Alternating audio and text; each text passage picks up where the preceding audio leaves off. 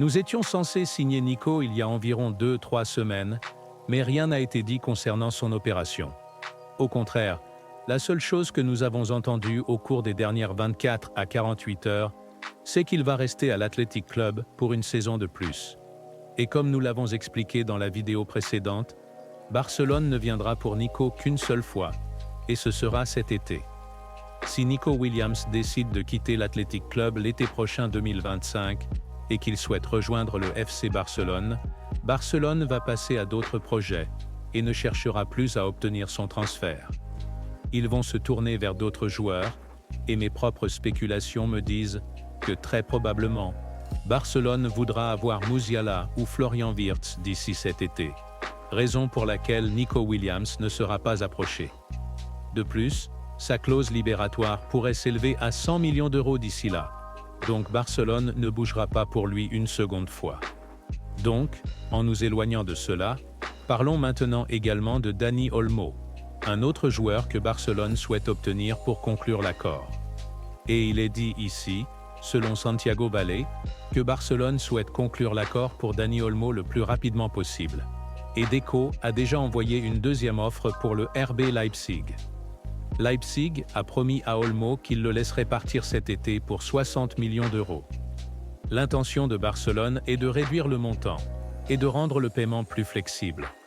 Donc, si vous ne le savez pas, Barcelone a déjà soumis sa première offre au RB Leipzig, mais ils n'ont même pas répondu à cette offre. Nous sommes restés en lecture. Leipzig a regardé l'offre et ils ont ri. Ce que Barcelone a soumis était de 40 millions d'euros fixes et payés sur les 4 prochaines années, le premier paiement commençant en janvier 2025. Je sais, c'est vrai, c'est ridicule. Nous avons en quelque sorte fait du lowball au RB Leipzig, mais c'est comme ça, non? Le RB Leipzig veut 60 millions d'euros minimum.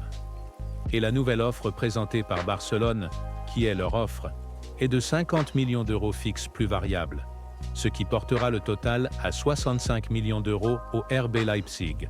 Une offre que le club pourrait accepter. Maintenant, je vais être très honnête ici. J'espère que ce n'est pas la dernière recrue barcelonaise de l'été. J'espère vraiment que Barcelone continuera à faire des renforts, car si nous terminons cet été en signant simplement Dani Olmo, cela va être très embarrassant, car nous avons encore 2 autres postes que nous devons renforcer, n'est-ce pas? Au début de l'été, en mai, nous pensions tous que Barcelone allait renforcer la position du milieu défensif et de l'aile gauche. Si Barcelone finit par recruter Dani Olmo, nous n'avons renforcé aucune de ces 2 positions. Ce sont des trous majeurs. Et la seule solution que Barcelone va proposer sera un milieu offensif sujet aux blessures. Vraiment? Êtes-vous sérieux? Barcelone doit faire bien plus que simplement signer Dani Olmo. Oui, c'est un grand joueur. Bien sûr, il va réussir au club, mais il y a des trous qui fuient. Maintenant, gardez à l'esprit que j'ai également expliqué que la raison pour laquelle Barcelone n'a pas encore obtenu de milieu défensif, ni Zubimendi, ni Mikel Merino, ni Joshua Kimmich, c'est parce que Hansi Flick parie sur Bernal et Casado pour être nos principaux acteurs dans la position double pivot. Et pour moi, ça va. Je trouve tout simplement insensé que Barcelone n'ait pas été en mesure de livrer en termes de transfert, à la fois au poste d'ailier gauche et au poste de milieu défensif. Et donc écoutez, pour en revenir à Dani Olmo, j'espère qu'il s'agit d'une décision du manager. Car si c'est juste le conseil d'administration qui veut faire venir le joueur, Dani Olmo, ne fonctionnera peut-être pas sous la direction de Hansi Flick. Système. Car peut-être Hansi Flick voudra peut-être que Pedri ou Gundogan, ou peut-être même Gavi ou Fermín López, opèrent en position de milieu de terrain offensif. Et ce serait embarrassant pour nous de dépenser autant d'argent pour quelqu'un qui n'est même pas beaucoup habitué. Comme par exemple Xavi Hernandez n'a jamais demandé la signature de Vitor Roque. Deco voulait le joueur, non? Le conseil d'administration voulait le joueur. Et cela n'a pas fonctionné au cours des 6 premiers mois de Vitor Roque à Barcelone. Il n'a eu aucune minute, il n'a pas joué, et chaque fois qu'il a joué, il a joué sur l'aile gauche. Exactement la même idée que Hansi Flick apporte avec Vitor Roque, il est joué au poste d'ailier gauche. Mais regardez ce qui s'est passé lorsque vous avez fait venir les joueurs recherchés par Xavi Hernandez, à savoir des joueurs comme Adama Traoré. Ça a marché. Ils ont livré. Ils ont montré des résultats. Ils ont marqué des buts. Vous voyez ce qui se passe lorsque l'entraîneur décide quel joueur entre et quel joueur sorte. Avec Dani Olmo, j'espère que ce n'est pas le cas. J'espère que c'est Hansi Flick qui demande le joueur. Avec Nico Williams, tout a du sens, non? Car toutes les parties s'accordent sur le fait que Nico Williams est un joueur recherché par Hansi Flick et Deco. Et donc, je ne suis pas là pour essayer de dire que Dani Olmo est un mauvais joueur et qu'il ne devrait pas venir au FC Barcelone. Non, je suis sûr que s'il vient, il aura ses moments. C'est juste que nous sommes dans une période de restriction. Et je veux que tous les transferts soient parfaits. Et je veux vraiment que ça marche. Alors maintenant, passons à la conversation suivante. Et je veux parler de l'anglais. Il est indiqué ici, selon Foot Mercato, que l'Atlético Madrid a entamé des discussions avec les agents de l'anglais. Des contacts ont également été pris avec l'anglais, qui souhaite rejoindre l'Atlético Madrid. Donc, l'anglais est ce joueur dont nous ne voulons tout simplement pas, mais l'anglais ne le voit pas. Je pense que je parle au nom du staff sportif, de l'entraîneur et de nous en tant que fans de Barcelone, n'est-ce pas? Nous ne voulons pas de l'anglais. Et l'anglais, au cours des 2 dernières années, n'a pas souhaité un déménagement permanent. Il a été prêté à Tottenham. Il a été prêté à Aston Villa. Et ces 2 accords de prêt ont été très décevants. Il a 29 ans, et je pense qu'il est temps. Il est temps pour lui de partir enfin. Des offres ont été reçues de l'Arabie Saoudite. Mais il ne voulait toujours pas y aller. Je me dis, mec, tu as 29 ans. Prends le sac. Prenez l'argent. Prenez les contrats de type 30 à 40 millions d'euros par saison. Laissez-nous tranquilles, s'il vous plaît. Si l'Atlético Madrid finit par nous retirer l'anglais après 2 ou 3 ans, à essayer de le laisser partir, je ne parlerai plus jamais de merde de l'Atlético Madrid. Je vais présenter tous mes respects à l'Atlético Madrid. Je dirai, merci, Atlético Madrid. Je vais avoir un drapeau sur le mur, et dire, merci simplement d'avoir éliminé les problèmes de nos vies, parce que l'anglais en fait partie. Maintenant, plus sérieusement, l'anglais est un joueur que je trouve bon. Il est solide. Il n'est pas mauvais. Mais il n'est pas bon non plus. Dans ce match contre Manchester City, il a joué plutôt bien. Il a réalisé 72 touches. 5 longs ballons sur 5 ont été complétés. Un plaquage sur 1 a été remporté. Un dégagement de la tête, 2 interceptions, 6 récupérations. Il n'a été dribblé qu'une seule fois. C'était, je crois, celui avec Kovacic lorsqu'il effectuait cette course au milieu. Mais dans l'ensemble, je pense que Barcelone va bien. Nous n'avons pas besoin du service de l'anglais. Nous avons Koundé, Araujo, Inigo Martinez, Mika Faye, qui peuvent tous occuper ces postes. Nous avons même Andrés Christensen, qui peut jouer au milieu de terrain, ou sur la ligne défensive. Alors s'il vous plaît, si l'Atlético Madrid peut nous donner environ 35 à 45 millions d'euros, je pense que toutes les parties seraient très heureuses. Passons maintenant à la conversation suivante, et parlons ensuite de Rafinha. Il est dit ici, selon Fabrizio Romano, que les agents ont encore une fois contacté Rafinha cette semaine pour comprendre sa position sur un éventuel déménagement en Arabie Saoudite. Sa réponse était à nouveau claire. Il veut rester à Barcelone, et c'est sa priorité. Il semble donc que Rafinha veuille rester au club. Je me souviens que des journalistes avaient demandé à Rafinha s'il allait continuer à Barcelone, et il a répondu oui. Comme s'il était très déterminé à réussir. Ce sera sa 3e saison à venir avec Barcelone. Et honnêtement, j'ai hâte de le voir jouer car chaque saison, il s'améliore. Malheureusement, la saison dernière, Rafinha a subi des blessures qui ne l'ont pas amené à améliorer ses chiffres.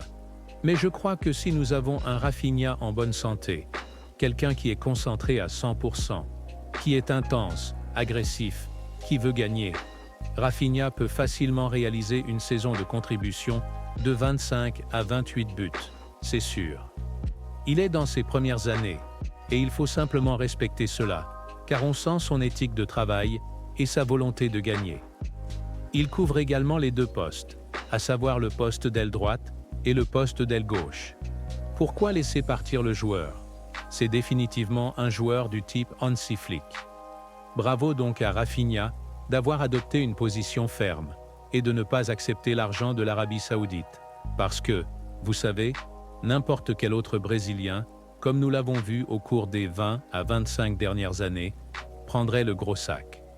Regardez Oscar, regardez Neymar. Lorsque l'argent est là, il les attire généralement. Mais avec Rafinha, ça va. Il dit « Je veux avoir du succès sportif ». Passons à la conversation suivante. Et maintenant parlons de Mikel Merino. Il est dit ici, selon Matteo Moretto, qu'Arsenal n'est qu'à un pas de signer Mikel Merino. Il semble donc que Barcelone va perdre ce milieu défensif, un joueur qui a joué à merveille pendant l'Euro. Mikel Merino était l'une des cibles de transfert de Hansi Flick. Mais il semble qu'Arsenal sera celui qui obtiendra le joueur, car ils lui donneront un meilleur salaire, peut-être un meilleur plan sportif. Lui donneront plus de visibilité car à Barcelone, évidemment, vous le savez, Mikel Merino sera vu comme une deuxième option et un renfort à notre double pivot. Et pour être très honnête, je ne suis pas trop en colère ou frustré de perdre contre Mikel Merino, car après ce que j'ai vu avec Marc Bernal et Marc Gazado, je crois que Barcelone ira bien, parce que nous n'avons même pas parlé de Frenkie et Gavi.